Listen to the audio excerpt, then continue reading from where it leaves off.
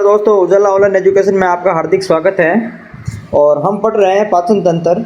दोस्तों, पाचन तंत्र में हमारी जो पहले की 3 कक्षा हो गई है हमारी। दोस्तों, पहली कक्षा में हमने पाचन तंत्र के बारे में इंट्रोडक्शन किया था दोस्तों। दूसरी कक्षा में हमने पाचन तंत्र के बारे में जो मुख गुहा में पाचन है वो किया था दोस्तों। और अब तीसरी कक्षा में हमने किया था अमाशय में पाचन। तो इसका एक बार हम फटाफट रिविजन कर लेते हैं दोस्तों, और उसके बाद में हम पढ़ते हैं छोटी आंत। ठीक है दोस्तों, जैसे अमाशय में हमने पढ़ा कि आहार नाल का जो सबसे चौड़ा थैलीनुमा भाग है वो क्या है? अमाशय है। इसकी आकृति होती है ज आकार की। हमने पढ़ा था कि इसकी स्थिति है वो डायफ्राम के नीचे उदरी गुहा में पाई जाती है। इससे जठर ग्रंथियों से जठर रस निकलता है दोस्तों। फिर हमने बात की थी कि ये जैसे डायफ्राम है, ये डायफ्राम के नीचे ये वो आकृति है वो ज आकार की, वो कौन सा है? अमाशय है। इसके 3 भाग होते हैं, फंडिक, कार्डियक फंडिक और पाइलोरिक। फंडिक भाग में कांटीनुमा रुधि जो नमक संरचना होती है दोस्तों। इसको जो HCl से सुरक्षा करने वाला आवरण है उसको श्लेष्मा कहते हैं दोस्तों। यहाँ एक वाल्व होता है कार्डियक वाल्व, एक वाल्व होता है पाइलोरिक वाल्व। इन दोनों वाल्वों के बंद होने से दोस्तों पाचन क्रिया वो शुरू होती है। उसके बाद में हमने बात की थी अमाशय की कुछ कोशिकाओं के बारे में दोस्तों। कौन सी कोशिका थी? पहली कोशिका थी दोस्तों जी सेल कोशिका, जिससे गैस्ट्रोन हार्मोन निकलता है, अमाशय में पाचन प्रक्रिया प्रारंभ करता है। तो प्रश्न पूछा जाता है सीधा से, अमाशय में पाचन प्रक्रिया प्रारंभ का जो जिम्मेदार हार्मोन है वो कौन सा है? Gastrin hormone. दूसरी सेल थी दोस्तों ऑक्जेंटिक सेल। तीसरी सेल थी दोस्तों मुख्य सेल। चौथी सेल हमने पढ़ी थी दोस्तों, कौन सी सेल चौथी पढ़ी थी भाई? जी सेल हो गई, ऑक्जेंटिक सेल हो गई, चीफ सेल हो गई। उसके बाद में दोस्तों गॉबलेट सेल हमने चौथी पढ़ी थी, और 5वीं हमने जो सेल पढ़ी थी, चौथी सेल गॉबलेट सेल पढ़ी थी, और 5वीं सेल जो पढ़ी थी वो अर्जेंटाफिल सेल पढ़ी थी। अर्जेंटाफिल सेल से सीरोटोनिन हार्मोन निकलता है दोस्तों। वो पाचन स्पंदक हार्मोन है, या फिर जो अमाशय में पाचन क्रिया रोकता है वो कौन सा है? सीरोटोनिन हार्मोन है। जो पाचन प्रक्रिया अमाशय में प्रारंभ करता है वो कौन था? गैस्ट्रिन हार्मोन था। ठीक है, और जो रोकता है वो सीरोटोनिन हार्मोन होता है दोस्तों। गॉबलेट सेल है, उसमें श्लेष्मा का स्राव होता है, ये HCl से सुरक्षा प्रदान करती है और शुभ पाचन को रोकती है दोस्तों। हमने बात की थी दोस्तों चीफ सेल के बारे में। चीफ सेल से 3 एंजाइम निकलते हैं, वो निष्क्रिय अवस्था में होते हैं, उनको HCl सक्रिय करता है, पेप्सिनोजेन, प्रोरेनिन व जठरीय लाइपेज। पेप्सिनोजेन निष्क्रिय अवस्था में होता है, HCl इनको पेप्सिन में बदलता है, ये सक्रिय अवस्था में होता है। प्रोरेनिन सक्रिय अवस्था में रेनिन में बदल जाता है, और लाइपेज ही रहता है दोस्तों। एसिडिटी के कम करने के लिए MgOH होल्टवाइज मिल्क ऑफ मैग्नीशिया लिया जाता है दोस्तों। ये हमने बात की थी। HCl का क्या कार्य है? HCl का pH 1.5 होता है, ये कीटाणु मारता है, भोजन को अम्लीय रूप प्रदान करता है, लार में निकलने वाली क्रियाविधि को ये दोस्तों रोकता है, सभी एंजाइमों को सक्रिय करता है। ठीक है दोस्तों, तो ये हमने पढ़ा था उसमें पाचन। फिर हमने कहा था कि जो भाई अर्जेंटाफिन सेल से सीरोटोनिन हार्मोन निकलता है वो पाचन क्रिया को रोकता है। शरीर में एक मास्ट कोशिका होती है, वहाँ में भी सीरोटोनिन हार्मोन और पाया जाता है, अर्थात एक अन्य जगह सीरोटोनिन हार्मोन पाया जाता है। जैसे एक तो हिस्टामिन हार्मोन होता है मास्ट कोशिका के अंदर, वो एंटी एलर्जी कारक हार्मोन है। एक हिपेरिन होता है दोस्तों, वो प्राकृतिक प्रतिस्पंदक हार्मोन होता है, रक्त को जमने से रोकता है। एक EDTA होता है, ethylene diamine tetra acetic acid, या टेट्रा एसिटेट बोलते हैं इसको दोस्तों। ये जो कृत्रिम है प्रतिस्कंदक होता है दोस्तों। EDTA क्या है? कृत्रिम प्रतिस्कंदक है, जो ब्लड बैंक में उपयोग में लिया जाता है, रक्त में मिलाया जाता है ताकि रक्त जमे नहीं। और एक जो हार्मोन निकलता है वो मास्ट कोशिका सीरोटोनिन हार्मोन निकलता है, ये रक्त वाहिका संकीर्णक होता है दोस्तों। रक्त का थक्का में बनाने के लिए दोस्तों कौन से प्रोटीन काम में आते हैं? फाइब्रिनोजन एवं प्रोथ्रोम्बिन। कौन सा विटामिन होता है दोस्तों? विटामिन K और कैल्शियम तत्व होता है दोस्तों, ये रक्त का थक्का बनाने में मदद करते हैं। रक्त दाब मापने का यंत्र हमने पढ़ा था स्फिग्नोमेनोमीटर दोस्तों, ये घोड़े में सर्वप्रथम होता है। और रक्त स्कंदों को कारकों की संख्या 13 थी पहले, ये रीट में पूछा था दोस्तों, 6ठा कारक बाद में हटा दिया था, वर्तमान में 12 है दोस्तों, और ये प्रश्न रीट में पूछा गया था दोस्तों। अब दोस्तों बात करते हैं हम कौन सी छोटी आंत के बारे में बात करते हैं दोस्तों। नई हेडिंग डालो आज की, छोटी आंत। तो दोस्तों आज की जो नई हेडिंग है वो है छोटी आंत। देखिए दोस्तों, हमने पढ़ा कि जो भोजन है वो मुख गुहा से, ग्रसनी से, ग्रास नाल से होता हुआ अमाशय में आता है दोस्तों। ठीक है, और अमाशय से आने के बाद में अमाशय से भोजन आता है इस छोटी आंत में। ठीक है दोस्तों, तो मुख गुहा के अंदर जो भोजन पचता है उसकी जो भोजन की जो लुगदी है या अवस्था, उसको क्या कहलाते हैं दोस्तों? बोलस कहते हैं। क्या कहते हैं? बोलस। जो दोस्तों अमाशय के अंदर जो भोजन पचता है, 4-5 गड्ढे रहता है, उसकी जो यहाँ पर जो लुगदी होती है, भोजन की अवस्था होती है, वो दोस्तों कायम होती है। अर्थात जो पाइलोरिक वाल्व से यहाँ भोजन पचने के बाद में कायम अवस्था का जो भोजन है वो छोटी आंत में प्रवेश करता है। ठीक है, छोटी आंत के दोस्तों 3 भाग होता है। पहला भाग कौन सा होता है? ड्यूडेनम। क्या होता है दोस्तों पहला भाग? ड्यूडेनम, अर्थात ग्रहणी भाग होता है ड्यूडेनम। दूसरा भाग होता है दोस्तों जेजुनम। पहला ड्यूडेनम या ग्रहणी, दूसरा जेजुनम, और तीसरा जो भाग होता है वो दोस्तों इलियम। कौन सा भाग होता है दोस्तों? इलियम भाग होता है। तो पहला भाग होता है दोस्तों ग्रहणी डेड्यूनम, दूसरा होता है जेजुनम, और तीसरा भाग होता है इलियम। छोटी आंत के दोस्तों कितने भाग होते हैं? 3 भाग होते हैं। तो भोजन जो कायम अवस्था में यहाँ होता है अमाशय के अंदर, वो फिर छोटी आंत के ग्रहणी भाग में सबसे पहले दोस्तों प्रवेश करता है। अब जैसे दोस्तों बात करते हैं छोटी आंत के बारे में। ठीक है दोस्तों, जैसे छोटी आंत के बारे में बात करते हैं, इसकी जो गुहा है वो दोस्तों पतली होती है। छोटी आंत की दोस्तों लंबाई कितनी होती है? 7 मीटर होती है। दोस्तों जो मैं फैक्ट लिखवा रहा हूँ आप वो फैक्ट लिख लो, शानदार कंटेंट दूंगा, एक भी प्रश्न इससे बाहर नहीं जाएगा। तो आप इसको एक मेरे साथ साथ में नोट्स बनाते रहिए। ठीक है, गुहा इसकी पतली होती है दोस्तों, लंबाई इसकी 7 मीटर होती है, और पाइलोरिक वाल्व से भोजन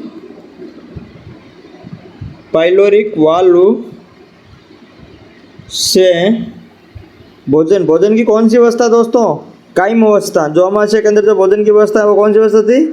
कायम अवस्था। पाइलोरिक वाल्व से भोजन कायम अवस्था किसमें?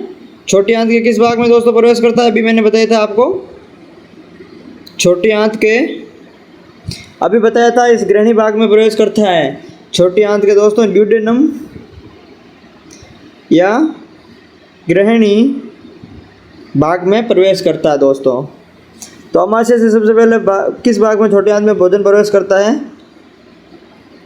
छोटी आंत में प्रवेश करता है ड्यूडेनम या ग्रहणी भाग में प्रवेश करता है। याद रख लेना दोस्तों। ठीक है, भोजन की कौन सी अवस्था होती है? कायम अवस्था होती है। लंबाई 7 मीटर है, वो इनकी पतली होती है। अब फिर दोस्तों हमने उस टाइम लिखाया था कि जो सर्वाधिक पाचन है वो कहाँ होता है दोस्तों? सर्वाधिक पाचन कहाँ होता है दोस्तों? छोटी आंत में। अंतिम पाचन कहाँ होता है दोस्तों? हमने फर्स्ट कक्षा में बताया था अंतिम पाचन कहाँ होता है दोस्तों? छोटी आंत में। अर्थात जो अंतिम पाचन है वो दोस्तों कहाँ हो जाएगा? छोटी आंत में हो जाएगा दोस्तों। जो सर्वाधिक पाचन है वो कहाँ हो जाएगा दोस्तों? छोटी आंत में हो जाएगा दोस्तों। अर्थात अंतिम पाचन का मतलब है पाचन पूर्ण है वो हमारा दोस्तों छोटी आंत में हो जाएगा। सबसे ज़्यादा पाचन भी कहाँ होता है दोस्तों? वो भी छोटी आंत में होता है दोस्तों। यहाँ पर पाचन पूर्ण होने के बाद में दोस्तों यहाँ पर अवशोषण होता है। किन किन का अवशोषण होता है दोस्तों? यहाँ पर प्रोटीन, वसा, कार्बोहाइड्रेट,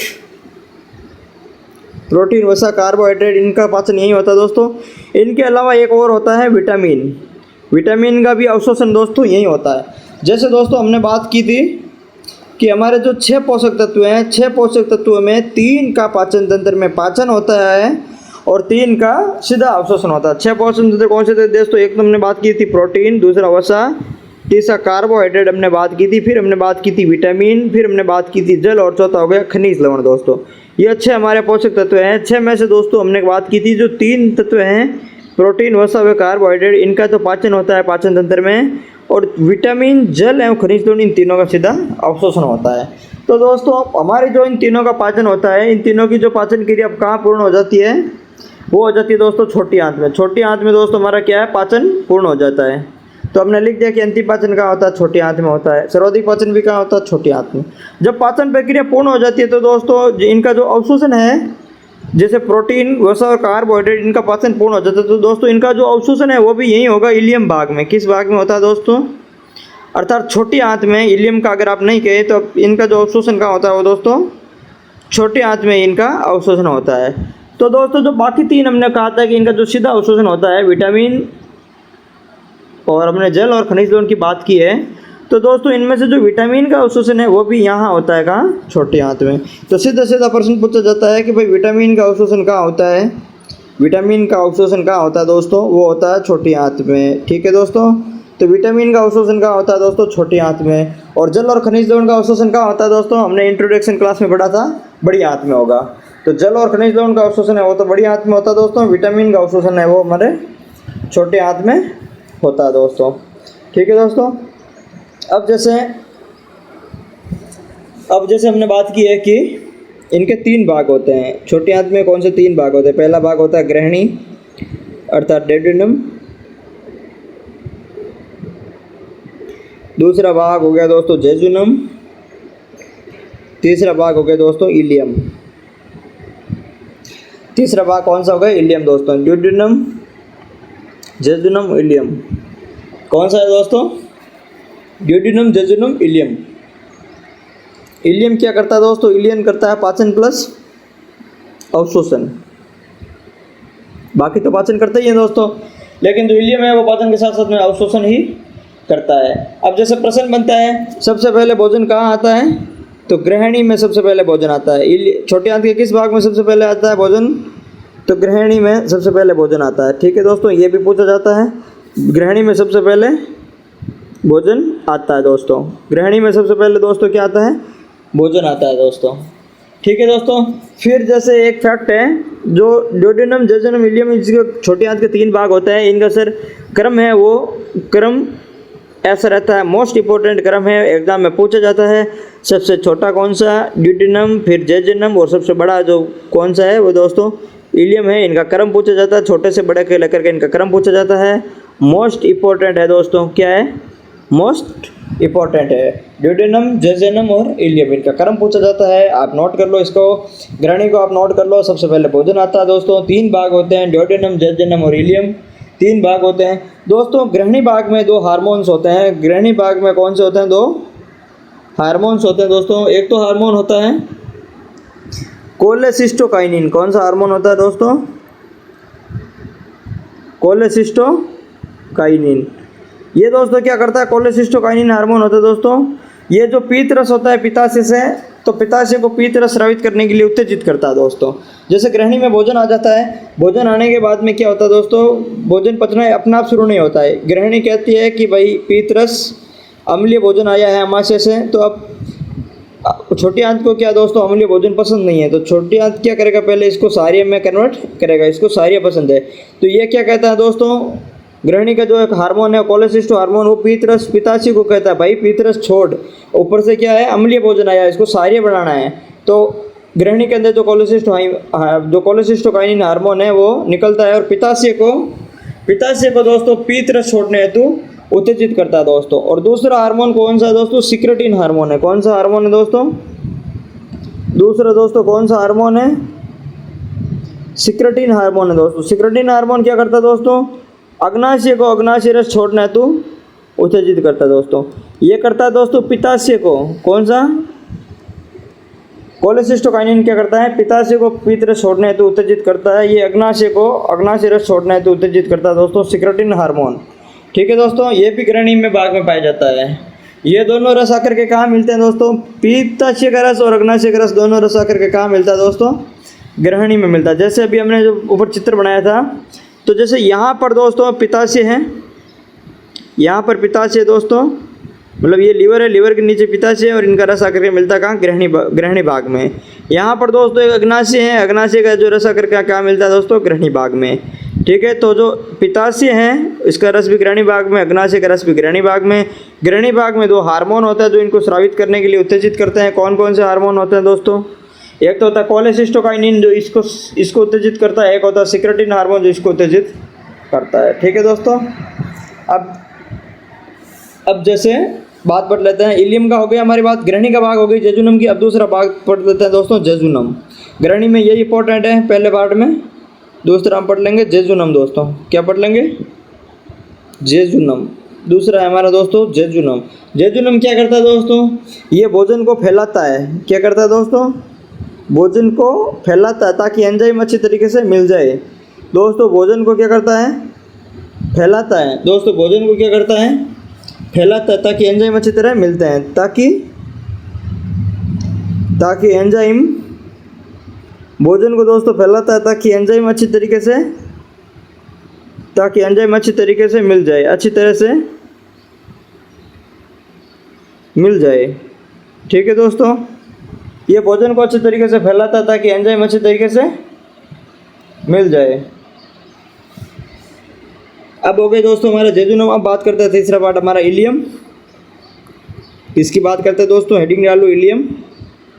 अब इलियम दोस्तों क्या करता है, इलियम के अंदर दोस्तों एक एंजाइम होता है, वो क्या करता है, इरेप्सिन एंजाइम।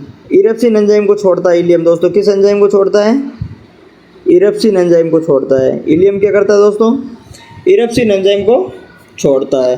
तो प्रोटीन का पाचन कहाँ पूर्ण होता है दोस्तों, इलियम में प्रोटीन का पाचन पूर्ण होता है। प्रोटीन का पाचन कहाँ पूर्ण होता है दोस्तों, प्रोटीन का पाचन कहाँ पूर्ण होता है दोस्तों, इलियम भाग में प्रोटीन का पाचन पूर्ण होता है। हमने कहा कि छोटी आंत है वो पूर्ण पाचन, जो अर्थात पूर्ण पाचन छोटी आंत में होता है, लेकिन जो प्रोटीन का है वो स्पष्टली दोस्तों पूछा जाता है कि भाई जो प्रोटीन का पाचन कहाँ पूर्ण होता है। तो दोस्तों जो प्रोटीन का पाचन है वो इलियम भाग में पूर्ण हो जाता है। इलियम एक इरेप्सिन प्रकार का एंजाइम छोड़ता है, अर्थात इलियम में कौन सी ग्रंथि होती है, जो आंतरिक ग्रंथियाँ होती है दोस्तों। कौन सी ग्रंथि होती है, आंतरिक ग्रंथियाँ होती है दोस्तों। आंतरिक ग्रंथियाँ या आंतरिक रस छोड़ती है आंतरिक ग्रंथियाँ, वो कौन सा होता है, इरेप्सिन एंजाइम होता है, वो प्रोटीन का पाचन दोस्तों पूर्ण करता है। इलियम में क्या होता है दोस्तों, पाचन प्लस अवशोषण। अभी हमने पढ़ा था इलियम में पाचन प्लस अवशोषण दोनों क्रियाएं शामिल होती है दोस्तों। इलियम के अंदर अवशोषण के लिए दोस्तों एक अंगुली नुमा संरचना होती है, जिसको कहते हैं विली या फिर विलाई। क्या कहते हैं दोस्तों, विली या फिर विलाई कहते हैं दोस्तों। ये अंगुली नुमा संरचना होती है दोस्तों। कोई कैसी संरचना होती है दोस्तों, अंगुली नुमा संरचना होती है दोस्तों। अंगुली नुमा संरचना होती है दोस्तों। ये विलियम भाग में अर्थात छोटी आंत भाग में अवशोषण का काम कौन करता है, इलियम भाग करता है। छोटे आंत में अवशोषण का काम कौन करता है, इलियम भाग करता है। इसके अंदर एक विली नामक संरचना होती है, अंगुली नामक संरचना होती है, वो जिसके माध्यम से ये अवशोषण करती है दोस्तों। इसीलिए सबसे बड़ा भाग हो गया इलियम हो गया।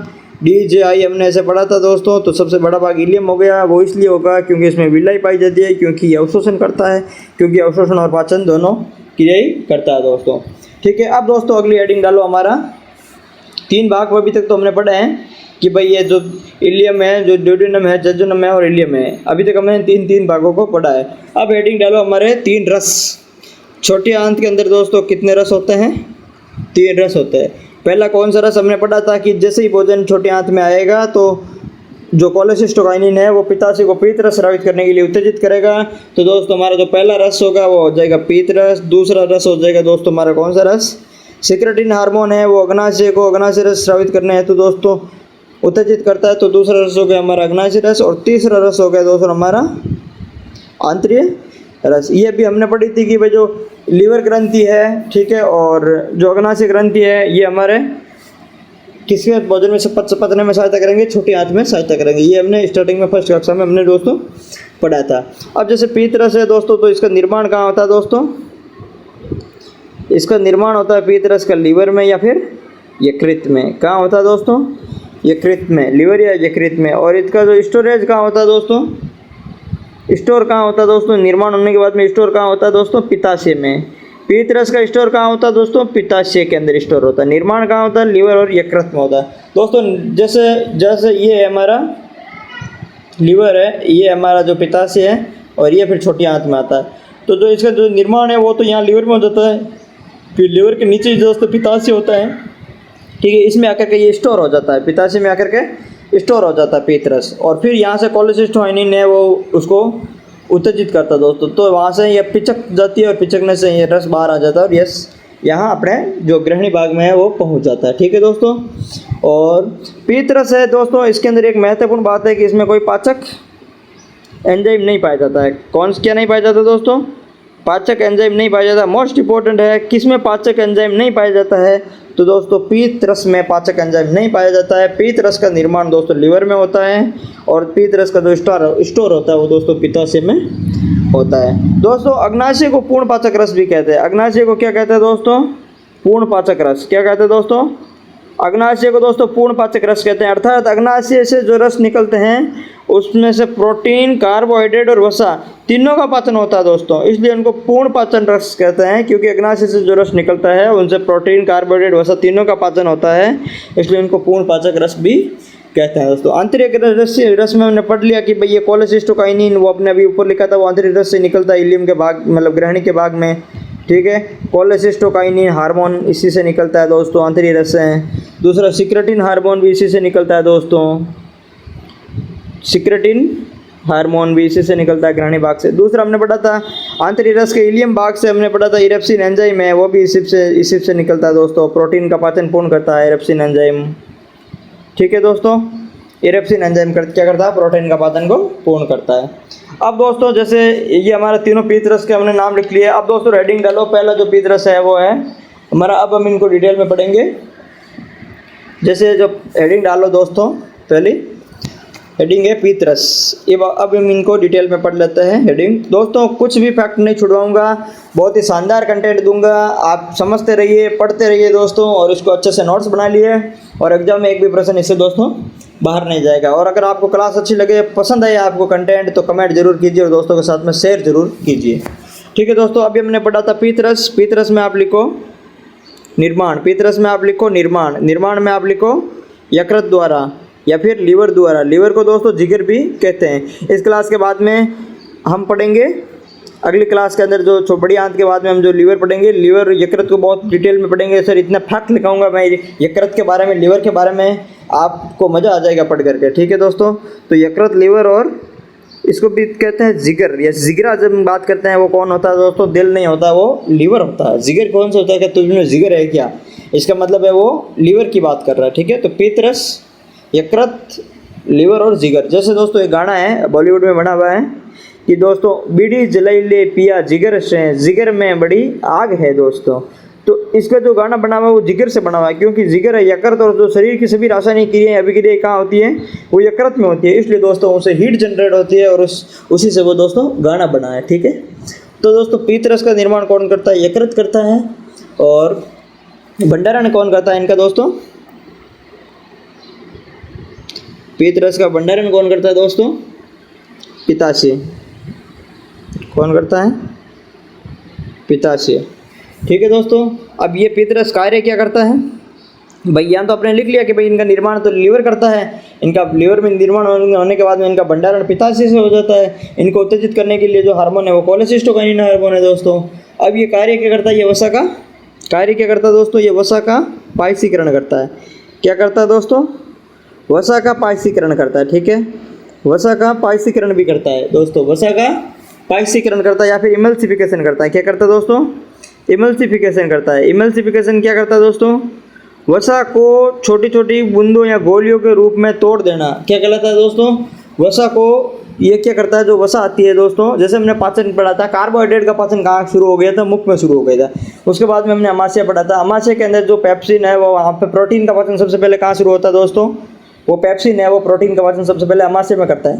तो दोस्तों वसा का सबसे पहले पाचन कहाँ शुरू हुआ था? अमाशय में। हमने पढ़ी थी जठरी लाइपेज ग्रंथिया के बारे में हमने पढ़ी थी। वो क्या करता है? वसा के आकार को तोड़ता, छोटा करता है।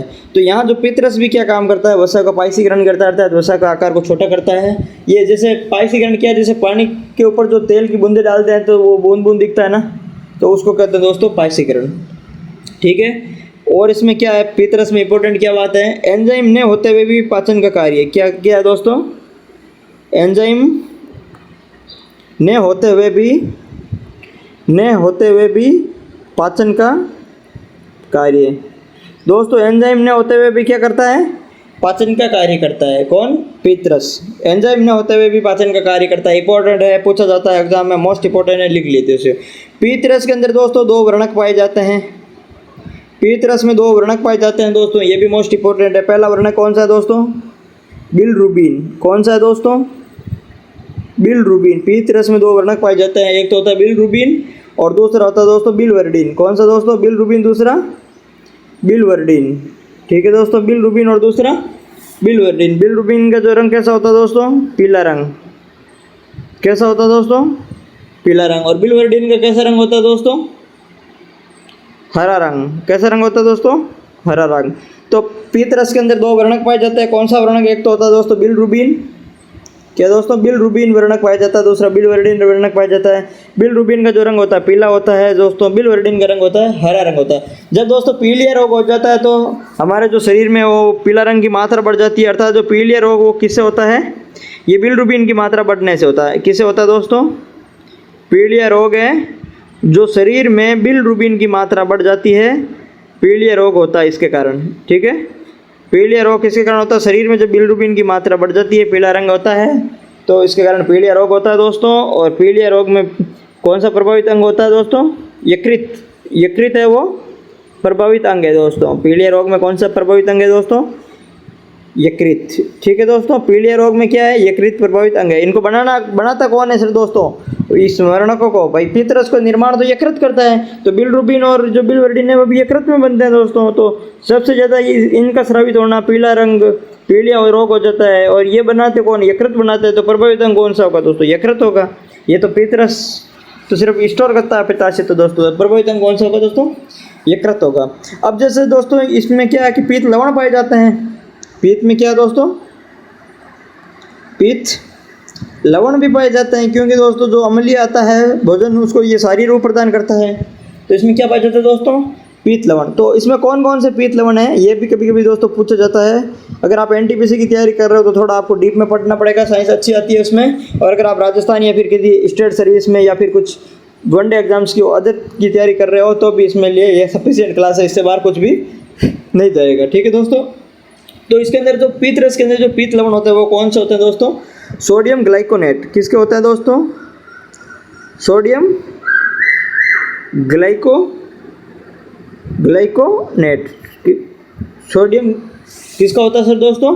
सोडियम ग्लाइकोनेट। सोडियम ग्लाइकोनेट। और दूसरा होता है दोस्तों सोडियम टोरोकोलेट। किसका होता है दोस्तों? Sodium taurocholate. याद कर लो दोस्तों, 2-3 बार बोलोगे याद हो जाएगा दोस्तों। मेरे साथ साथ बोलो, sodium ग्लाइकोनेट, sodium taurocholate, sodium ग्लाइकोनेट, sodium taurocholate.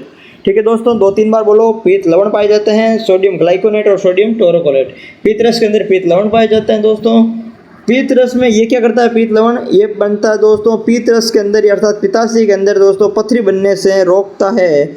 जो पीत लवण है वो पित्ताशय के अंदर पथरी बनने से रोकता है। ये क्या करता है दोस्तों? ये पथरी बनने से रोकता है दोस्तों। अगर दोस्तों जैसे पथरी बनती है तो क्या करता है दोस्तों? पित्ताशय को ही हटा देते हैं। अगर पित्ताशय में पथरी बन जाती है, क्या होता है दोस्तों? अगर पित्ताशय में पथरी बन जाती है तो क्या कर देते हैं दोस्तों? पित्ताशय को ही हटा देते हैं। पित्ताशय हटा देते हैं दोस्तों। अगर पथरी बन जाती है तो क्या करते हैं दोस्तों? पित्ताशय को हटा देते हैं। और डॉक्टर क्या करता है? वसा कम खाने की सलाह देते हैं। वसा कम खाने की सलाह देते हैं, क्योंकि पित्ताशय हटा देते हैं तो ये इसमें स्रावित होता नहीं है और डायरेक्ट इसमें आ जाता है। ठीक है दोस्तों, अब जैसे दोस्तों बात करते हैं हमारा जो पीत रस वो कंप्लीट हो गया दोस्तों। पीत रस में हमने क्या क्या फैक्ट पढ़े एक बार हम वापस देख लेते हैं। जैसे दोस्तों हमने पीत रस में पढ़ा कि निर्माण यकृत या लिवर में होता है, भंडारण पित्ताशय में होता है, कार्य वसा का पायसीकरण करना होता है, एंजाइम ने होते हुए विभाजन का कार्य करता है दोस्तों। इनमें 2 वर्णक पाए जाते हैं। बिलिरुबिन का पीला रंग होता है। पीलिया रोग इसकी अधिकता के कारण होता है। पीलिया रोग में प्रभावित अंग यकृत होता है दोस्तों। फिर हमने पढ़ा था बिलिवर्डिन, इसका रंग हरा होता है दोस्तों। जो पीत लवण है उसको में 2 लवण पाए जाते हैं, सोडियम ग्लाइकोनेट और कौन से लवण है? सोडियम टोरोकोलेट होता है दोस्तों। ये पीत लवण है वो पथरी बनने से रोकता है दोस्तों। ये कहाँ? पित्ताशय में पथरी बनने से रोकता है दोस्तों। फिर अगर पित्ताशय में पथरी बन जाती है तो दोस्तों पित्ताशय को हटा देते हैं दोस्तों। और फिर डॉक्टर वसा कम खाने की दोस्तों सलाह देता है। अब दूसरा हेडिंग डालो। दूसरा रस पित्त रस हमने पढ़ लिया। अब दूसरा रस हमने हेडिंग डालो, जैसे अग्नाशय रस। ठीक है दोस्तों, ये हेडिंग डालो अग्नाशय रस। अब जैसे दोस्तों हमने बात की कि अग्नाशय रस किससे स्रावित होता है? तो अग्नाशय रस होता है दोस्तों अग्नाशय ग्रंथि से। किससे? अग्नाशय ग्रंथि से। हमने फर्स्ट कक्षा में भी लिखा है कि अग्नाशय ग्रंथि से अग्नाशय रस स्रावित होता है। ठीक है, अग्नाशय ग्रंथि कैसी ग्रंथि है दोस्तों? ये मिश्रित या जटिल ग्रंथि है। कैसी ग्रंथि है दोस्तों? मिश्रित या जटिल ग्रंथि है। कैसी ग्रंथि है दोस्तों? मिश्रित या दोस्तों जटिल ग्रंथि है। अग्नाशय रस कैसी ग्रंथि है दोस्तों? अग्नाशय रस अग्नाशय ग्रंथि से निकलता है दोस्तों। और अग्नाशय जो ग्रंथि है वो मिश्रित या जटिल ग्रंथि है।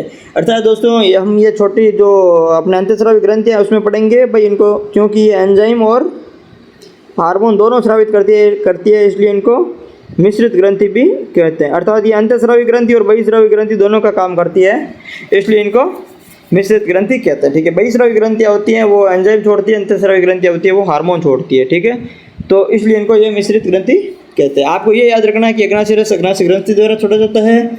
और इसको क्या कहते हैं दोस्तों? पूर्ण पाचक रस। क्या कहते हैं दोस्तों? अभी हमने पढ़ाया था पूर्ण पाचक रस। सबसे शक्तिशाली रस कौन सा है? अग्नाशय रस। सबसे शक्तिशाली रस कौन सा दोस्तों? सबसे शक्तिशाली रस कौन सा है दोस्तों? अग्नाशय रस। पूर्णपाचक रस कौन सा है दोस्तों? अग्नाशय रस। अब दोस्तों अग्नाशय रस के अंदर क्या निकलता है? कुछ एंजाइम निकलते हैं। कौन से एंजाइम निकलता है? मोस्टली सर 3 एंजाइम आपको याद रखना है, उसके जो फुल फॉर्म है वो है लात। आपको याद रखना है, जैसे पहली लाइपेज, ये अग्नाशय रस से निकलते हैं 3 एंजाइम। ये पूर्णपाचक रस होता है, सबसे शक्तिशाली रस होता है। इसमें 3 एंजाइम, मुख्यतः 3 एंजाइम होते हैं, बाकी इसमें काफ़ी एंजाइम होते हैं, ठीक है। जैसे लाइपेज, दूसरा है दोस्तों एमाइलेज। क्या है दोस्तों?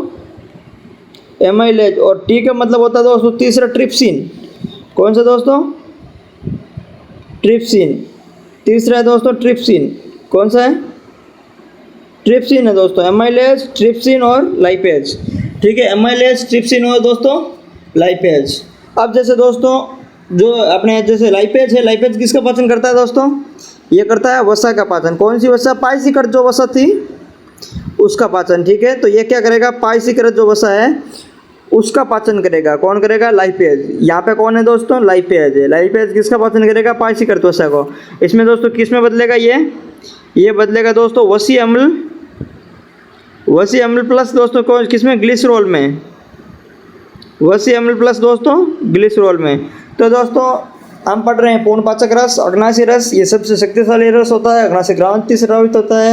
इसमें मुख्यतः 3 हार्मोन होता है दोस्तों जो हमारी पाचन क्रिया में काम आता है। पहला होता है एल लाइपेज हार्मोन होता है, ये पाइसिकट वसा को किस में बदल देता है? वसी अम्ल प्लस ग्लिसरॉल में दोस्तों बदल देता है। दूसरा होता है दोस्तों एमाइलेज। एमाइलेज किस में बदल देता है दोस्तों? दूसरा होता है दोस्तों एमाइलेज। एमाइलेज क्या करता है? एमाइलेज जो मुख में था वो सेम ही है दोस्तों, हमने पढ़ा था। मुख के अंदर एमाइलेज क्या करता है? स्टार्च को माल्टोज में बदल देता है, अर्थात कार्बोहाइड्रेट का पाचन करता है दोस्तों। क्या करता है? एमाइलेज क्या करता है दोस्तों? स्टार्च को माल्टेज में बदल देता है एमाइलेज, और ये कार्बोहाइड्रेट का पाचन करने में काम आता है। तो दोस्तों वसा का पाचन हो गया, कार्बोहाइड्रेट हो गया। अब ट्रिप्सिन किसका पाचन करता है दोस्तों? ये करता है प्रोटीन का। तो ये क्या करता है? प्रोटीन के पेप्टोन जो रूप है, पेप्टोन रूप है, इसको दोस्तों बदल देता है पेप्टाइड में। किस में बदल देता है दोस्तों? पेप्टाइड में। और कौन है यहाँ पर? ट्रिप्सिन, ठीक है दोस्तों। ट्रिप्सिन क्या करता है? जैसे प्रोटीन का सबसे पहले पाचन हमने पढ़ा था, जैसे दोस्तों एक बात याद रख लीजिए आप, प्रोटीन का पाचन मैं यहाँ से अलग से डिजाइन बना देता हूँ ताकि आपको याद रह जाए। प्रोटीन का सर्वप्रथम पाचन कहाँ हुआ दोस्तों? कार्बोहाइड्रेट का सर्वप्रथम पाचन मुख में हुआ था। प्रोटीन का सबसे प्रथम पाचन है वो कहाँ हुआ था? अमाशय में हुआ था दोस्तों। तो प्रोटीन का सर्वप्रथम पाचन कहाँ हुआ? अमाशय में। अमाशय में कौन सा था? पेप्सिन था दोस्तों। पेप्सिन ने क्या किया? प्रोटीन को पेप्टोन में बदल दिया। किस में बदल दिया दोस्तों? पेप्टोन में बदल दिया। फिर आया अपने यहाँ छोटी आंत। छोटी आंत में क्या दोस्तों? ट्रिप्सिन है। तो ट्रिप्सिन ने क्या किया? पेप्टोन को किस में बदल दिया? पेप्टाइड में दोस्तों। किस में बदल दिया? पेप्टाइड में। फिर दोस्तों हम जाएंगे वापस छोटी आंत के जो इलियम भाग में, वहाँ आएगा इरेप्सिन दोस्तों। क्या आएगा? इरेप्सिन। और वो पेप्टाइड को किस में बदल देगा? अमीनो अम्ल में। किस में बदलेगा दोस्तों? और अमीनो अम्ल है वो हमारे शरीर में अवशोषण हो जाता है। तो अमीनो अम्ल है जो हमारे शरीर में दोस्तों अवशोषण हो जाता है, ठीक है दोस्तों।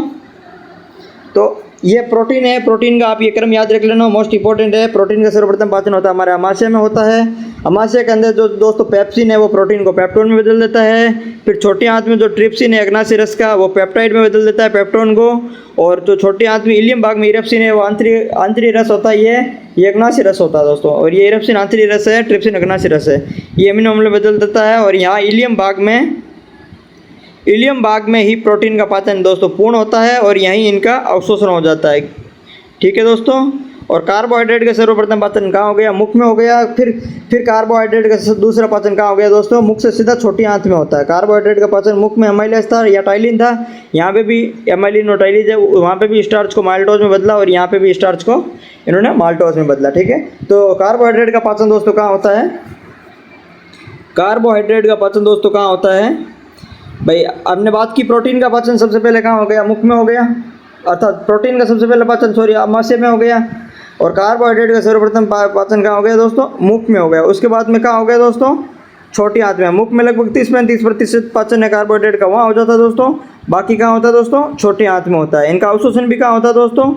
छोटी आंत में अवशोषण होता है दोस्तों। कहाँ होता है? छोटी आंत में अवशोषण होता है दोस्तों, ठीक है दोस्तों। छोटी आंत में कार्बोहाइड्रेट का अवशोषण होता है, छोटे आंत में प्रोटीन का अवशोषण होता है, छोटे आंत में वसा का अवशोषण होता है, छोटे आंत में विटामिन का अवशोषण होता है। ठीक है दोस्तों।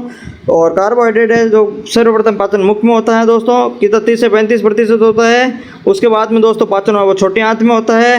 दोनों जगह वही लाइपेज है दोस्तों, सॉरी दोनों जगह वही एमाइलेज है। और जो स्टार्च को दोनों जगह कहाँ किस में बदल देता है दोस्तों, कार्बोहाइड्रेट स्टार्च को माल्टोज में बदल देता है दोस्तों। ठीक है। स्टार्च दोस्तों एक पॉलीसेकेराइड है, माल्टोज एक डाइसेकेराइड है दोस्तों। ठीक है, ये हम आगे अभी बात कर लेते हैं। तो यहाँ तक बात आ गई समझ में आपको कि भाई जो लाइपेज है वो वसा का पाचन करता है। ठीक है, वसी अम्ल प्लस ग्लिसरॉल बनाता है। एमाइलेज स्टार्च का पाचन करता है। और ट्रिप्सिन है वो प्रोटीन का पाचन करता है, प्रोटीन के पेप्टोन रूप को पेप्टाइड में बदल देता है दोस्तों। ठीक है दोस्तों, ये हो गया अपने अग्नाशी रस के बारे में बात। अब जो अपना जो अगला रस है वो उसकी हेडिंग डालो। कौन सा रस दोस्तों? तीसरा रस अपना आंतरी रस। कौन सा रस है दोस्तों? तीसरा रस है वो दोस्तों आंतरी रस। क्या है? आंतरी रस है दोस्तों। अब आंतरी रस में भी हमने थोड़ी देर पहले पढ़ा था कि ये क्या करता है, प्रोटीन को पाचन करता है। यहाँ क्या है, पेप्टाइड है। ठीक है, पेप्टाइड को ये क्या कर देता है दोस्तों, यहाँ पर आता है इरेप्सिन आता है। ठीक है, आंतरी रस में इरेप्सिन आता है इलियम भाग में। अभी हमने बात की थी पेप्टाइड को ये क्या करता है, अमीनो अम्ल में बदल देता है दोस्तों। अमीनो अम्ल में बदल देता है दोस्तों। और अमीनो अम्ल का हो जाता है दोस्तों अवशोषण हो जाता है, इलियम भाग में अवशोषण हो जाता है दोस्तों। इसके अंदर एक दोस्तों आर्जिनिन है दोस्तों। क्या है? आर्जिनिन है। आप इसको लिख लेना, इंपॉर्टेंट है, थोड़ा पूछा जाता है। आर्जिनिन है। आर्जिनिन को इसके अंदर आर्जिजिनेज पाया जाता है। क्या है? आर्जिजिनेज। आर्जिजिनेज एंजाइम है। आर्जिनिन को आर्जिजिनेज जो एंजाइम है वो किस में बदल देता है दोस्तों, यूरिया में बदल देता है। किस में बदल देता है दोस्तों? यूरिया में बदल देता है। ठीक है दोस्तों, इसके अंदर आर्जिनिन नाम का जो एंजाइम, आर्जिनिन नाम का एक तत्व है जिसको आर्जिजिनेज नाम का एंजाइम है, वो उसको किस में बदल देता है दोस्तों, यूरिया में बदल देता है। ठीक है दोस्तों। और उसके बाद में यहाँ पे दोस्तों जैसे कुछ एंजाइम है, जैसे वहाँ जो पाचन हो गया उसका, फिर जो इलियम भाग में दोस्तों जो बाकी बचा जो जैसे पाचन है छोटे आंत के इलियम भाग में, वो कहाँ कैसे होता है दोस्तों, जैसे माल्टेज है। ठीक है, जैसे कार्बोहाइड्रेट का वहाँ पाचन किस में हो गया भाई, स्टार्च है। स्टार्च से कार्बोहाइड्रेट किस में बदल गया दोस्तों, अभी हमने पढ़ा था कि जो स्टार्च है वो स्टार्च लास्ट में माल्टोज में बदल जाता है। और माल्टोज कौन सी शर्करा है, डाइसेकेराइड शर्करा है। स्टार्च है वो पॉलीसेकेराइड थी, तो वहाँ इन्होंने जो एमाइलेज है उनको किस में बदल दिया, डाइसेकेराइड शर्करा में बदल दिया, माल्टोज में। अब ये क्या करेगा, इलियम वाला भाग क्या करेगा, माल्टोज या फिर डाइसेकेराइड शर्कराओं को जितनी भी है उनको सबको पॉलीसेकेराइड संरचना में बदलेगा। ठीक है, तो जैसे माल्टेज है, माल्टोज है, तो माल्टेज के लिए एंजाइम कौन सा होगा, माल्टेज एंजाइम। ठीक है, माल्टोज के लिए एंजाइम कौन सा होगा दोस्तों, माल्टेज एंजाइम। ये किस में बदलेगा, ग्लूकोज प्लस ग्लूकोज में। किस में बदलेगा दोस्तों, ग्लूकोज प्लस ग्लूकोज। अर्थात दोस्तों अगर हम बात करें कार्बोहाइड्रेट की, तो कार्बोहाइड्रेट का जो सर्वप्रथम पाचन होता है वो मुख में होता है। कार्बोहाइड्रेट जो या अर्थात स्टार्च होता है वो एक पॉलीसेकेराइड संरचना है। इसको जो मुख या छोटी आंत में जो एमाइलेज या टाइलिन द्वारा जो पाचन होता है उसको माल्टोज में बदल दिया जाता है। माल्टोज एक डाइसेकेराइड संरचना है दोस्तों, और डाइसेकेराइड संरचना हमारे शरीर में अवशोषण नहीं होती है। हमारे शरीर में अवशोषण के लिए उनको जो मोनोसेकेराइड संरचना है अर्थात एक अणु जो संरचना है उसमें बदलना पड़ता है। तो माल्टोज का फिर छोटी आंत के अंदर इलियम भाग में माल्टेज नामक एंजाइम है उसको ग्लूकोज के 2 अणु में तोड़ देता है। अर्थात जो माल्टोज बनता है वो ग्लूकोज के 2 अणु मिलकर के माल्टोज बनता है, इसीलिए इनको डाइसेकेराइड संरचना कहते हैं दोस्तों। फिर दोस्तों दूसरा है सुक्रेज। क्या है दोस्तों, दूसरा है दोस्तों सुक्रेज। ठीक है, सुक्रोज। दूसरा क्या है दोस्तों, सुक्रोज। सुक्रोज को बदलने के लिए क्या है दोस्तों, सुक्रेज। ठीक है, सुक्रेज एंजाइम है वो सुक्रोज को बदल देता है। किस में बदल देता है दोस्तों, सुक्रोज को दोस्तों किस में बदल देता है, ग्लूकोज प्लस फ्रक्टोज। किस में बदल देता है दोस्तों, इनका दोस्तों फिर अवशोषण हो जाता है और यही हमारे शरीर को ऊर्जा प्रदान करते हैं दोस्तों। ठीक है, जैसे ग्लूकोज ऊर्जा प्रदान करता है तो अंतिम जो रूप है सब ये ग्लूकोज में चेंज हो जाता है। ठीक है, तो ग्लूकोज प्लस फ्रक्टोज। फ्रक्टोज भी सर मोनोसेकेराइड संरचना है, ग्लूकोज भी मोनोसेकेराइड संरचना है, सुक्रोज भी डाइसेकेराइड संरचना है दोस्तों, और माल्टोज भी डाइसेकेराइड संरचना है। ठीक है दोस्तों, तो अब जैसे एक तरफ आप लिख लो कि भाई डाइसेकेराइड अर्थात पॉलीसेकेराइड संरचना कौन सी है। जैसे पॉलीसेकेराइड जो संरचना है, मैं आपको याद रखने के लिए आपको लिखा देता हूँ कुछ चीज़ें। जैसे स्टार्च है वो एक पॉलीसेकेराइड संरचना है दोस्तों। दूसरी संरचना सेलुलोज। जो सेलुलोज है दोस्तों, प्रकृति में सर्वाधिक पाया जाने वाला जो कार्बनिक पदार्थ है वो दोस्तों सेलुलोज है। और स्टार्च है दोस्तों, ये दोनों क्या है, पॉलीसेकेराइड संरचना है। एक और आता है ग्लाइकोजन। दोस्तों क्या है दोस्तों, ग्लाइकोजन जो संरचना है वो क्या है, पॉलीसेकेराइड संरचना है दोस्तों। ठीक है, जो ग्लाइकोजन जो संरचना है दोस्तों वो क्या है, पॉलीसेकेराइड संरचना है। तो स्टार्च, सेलुलोज और ग्लाइकोजन है दोस्तों, वो क्या है, पॉलीसेकेराइड संरचना है। याद रख लेना। जो डाइसेकेराइड संरचना है वो माल्टोज, सुक्रोज और दोस्तों एक लैक्टोज भी होती है। क्या होती है दोस्तों, एक लैक्टोज भी संरचना होती है दोस्तों। तो अभी अपन यहाँ लिख लेते हैं दोस्तों, एक लैक्टोज। ठीक है, आप पॉलीसेकेराइड लिख ली, स्टार, सेलुलोज, ग्लाइकोजन पॉलीसेकेराइड है। डाइसेकेराइड कौन सी है, माल्टोज है, सुक्रोज है और लैक्टोज है। ये क्या है, माल्टोज, सुक्रोज, लैक्टोज है, डाइसेकेराइड है। लैक्टोज को किस में बदलेगा दोस्तों, लैक्टोज में बदलने के लिए लैक्टेज क्या आता है, लैक्टेज आता है। ठीक है दोस्तों, और ये किस में बदलता है, ग्लूकोज प्लस गैलेक्टोज क्या है, ठीक है, ग्लूकोज प्लस गैलेक्टोज। ठीक है दोस्तों, तो ये ग्लूकोज प्लस गैलेक्टोज में बदलेगा। तो अब जैसे बात करें सेकेराइड्स की, तो पॉलीसेकेराइड हमारी कौन कौन सी हुई दोस्तों, पॉलीसेकेराइड हुई एक तो स्टार्च, एक सेलुलोज, एक ग्लाइकोजन। मोनोसेकेराइड कौन सी हुई दोस्तों, तो इधर वाली जो है मोनोसेकेराइड, एक तो माल्टोज, सुक्रोज और लैक्टोज, मतलब डाइसेकेराइड, सॉरी, माल्टोज, सुक्रोज और लैक्टोज, ये सी है डाइसेकेराइड। और मोनोसेकेराइड कौन सी है, वो है ग्लूकोज, फ्रक्टोज और ग्लूकोज और गैलेक्टोज। ठीक है दोस्तों, तो ये है ग्लूकोज, फ्रक्टोज और गैलेक्टोज, ये सब कौन सी है दोस्तों, ये मोनोसेकेराइड है। माल्टोज, सुक्रोज, लैक्टोज ये सब दोस्तों डाइसेकेराइड है। और स्टार्च, सेलुलोज और ग्लाइकोजन दोस्तों यह पॉलीसेकेराइड संरचना है। ठीक है दोस्तों, तो यहाँ तक का काम हो गया हमारा छोटी आंत का कंप्लीट दोस्तों। ठीक है, छोटी आंत में दोस्तों पाचन पूर्ण हो जाता है, छोटी आंत में पाचन जो अवशोषण हो जाता है, छोटी आंत में अंतिम पाचन होता है दोस्तों, छोटी आंत में सर्वाधिक पाचन होता है दोस्तों। ठीक है, इसके अंदर 3 रस हमने पढ़े थे। तो एक बार दोस्तों हम अपना रिवीजन कर लेते हैं, आज की जो कक्षा छोटी आंत उसको एक बार फटाफट रिवीजन कर लेते हैं। उसके बाद में हम अगली कक्षा के अंदर बड़ी आंत पढ़ेंगे, और बड़ी आंत के बाद में हमारा ये टॉपिक कंप्लीट हो जाएगा। फिर हम एक कक्षा में हम यकृत पढ़ेंगे, और उसके बाद में हम श्वसन तंत्र, उत्सर्जन तंत्र, वैसे करके हम जो साइंस के जो पार्ट है वो अपन पूरे एक एक करके पढ़ लेंगे। ठीक है दोस्तों, तो अब हम शुरू करते हैं छोटी आंत का, एक बार रिवीजन कर लेते हैं फटाफट। ठीक है दोस्तों, इसमें एक बात ये आप याद रख लेना कि जो मुख के अंदर जो भोजन है, मुख के अंदर ये भोजन है, जो भोजन की अवस्था है लुगदी कहलाती है दोस्तों, बोलस। अमाशय के अंदर जो भोजन है उसकी अवस्था है, उसकी जो लुगदी कहलाती है दोस्तों, कायम। और जो छोटी आंत के अंदर भोजन पचने के बाद में जो लुगदी है कहलाती है वो हो जाती है दोस्तों काइल। मोस्ट इंपॉर्टेंट है, हर एग्जाम में पूछे जाते हैं, आप याद रख लेना, मुख, अमाशय और छोटी आंत या फिर आंत, छोटी आंत। ठीक है, ये भोजन की अवस्था है दोस्तों। ठीक है, याद रख लेना, मोस्ट इंपॉर्टेंट है। मुख के अंदर बोलस है, कायम है अमाशय के अंदर, काइल है छोटी आंत के अंदर। ठीक है, मोस्ट इंपॉर्टेंट है, याद रख लेना। आप इसको भी साइड में नोट कर लो। ठीक है, हम दोस्तों बात कर रहे हैं छोटी आंत की। छोटी आंत की गुहा पतली होती है, लंबाई 7 मीटर होती है। पाइलोरिक वाल्व से भोजन कायम अर्थात अमाशय के अंदर से भोजन जाता है कायम अवस्था में। छोटी आंत में सबसे पहले कहाँ प्रवेश करता है, ग्रहणी भाग में प्रवेश करता है। ये हमने पढ़ लिया। सर्वाधिक पाचन कहाँ होता है, छोटी आंत में होता है दोस्तों। अंतिम पाचन कहाँ होता है, छोटी आंत में होता है। पाचन पूर्ण कहाँ होता है दोस्तों, छोटी आंत में होता है। छोटी आंत में दोस्तों प्रोटीन, वसा, कार्बोहाइड्रेट का तो अवशोषण होता ही है, प्लस विटामिन का भी अवशोषण कहाँ होता है दोस्तों, छोटी आंत में होता है। छोटी आंत के दोस्तों 3 भाग है, हमने पढ़ा था, ड्यूडेनम, जेजुनम और इलियम। ठीक है दोस्तों, 6 पोषक तत्व होते हैं। हमने कहा कि 3 का पाचन होता है, 3 का अवशोषण होता है दोस्तों। 3 और बाकी जो 3 का पाचन होता है उन्हीं का अवशोषण छोटी आंत में होता है। जिनका पाचन नहीं होता है उसमें विटामिन का अवशोषण भी छोटी आंत में होता है। जल और खनिज लवण का अवशोषण दोस्तों बड़ी आंत में होता है। ठीक है दोस्तों, 3 बार हमने पढ़ा था। इलियम भाग में ये अवशोषण होता है। एक अंगुलीनुमा संरचना होती है जिसको विल्ली कहते हैं, उसके माध्यम से ये अवशोषण होता है दोस्तों। ठीक है, 3 भाग हमने पढ़ लिया। सर्वाधिक सबसे बड़ा भाग है वो होता है दोस्तों इलियम का होता है, सबसे बड़ा भाग होता है इलियम, फिर जेजुनम और फिर ड्यूडेनम। ठीक है, ये क्रम है, मोस्ट इंपॉर्टेंट है, याद रख लेना।